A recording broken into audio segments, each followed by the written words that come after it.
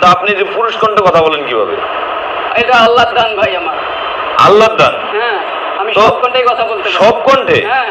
কত কণ্ঠে কথা বলতে পারেন এই বলেন তো? ধরেন বাচ্চা বুড়া সব ধরনের কণ্ঠ আমি দিতে পারি। মানে বাচ্চা বুড়া সবার কণ্ঠে কথা বলতে পারেন? হ্যাঁ, অবশ্যই। একটা বাচ্চা কণ্ঠ কথা বলুন তো।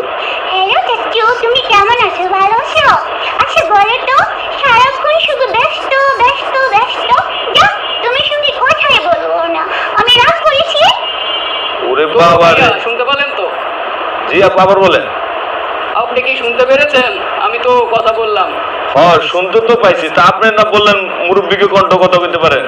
আরে বাবা, একটু তো ধৈর্য ধরো বাজান, আমার তো একটু সময়ের দরকার আছে। তো বাড়িতে যে গরু বকরিগুলো বান্ধিয়েছি, আমার তো একটু সময় লাগবে বাবা। তো বাজান, তোমরা কোথা থেকে আসছো বাজান? আসলে আমরা এখানে আসছি, একটু নিচে আসছি, নিচে আসার পরে মানে একজন ব্যক্তি বলছে যে আপনার কথা বলছে যে আপনি নাকি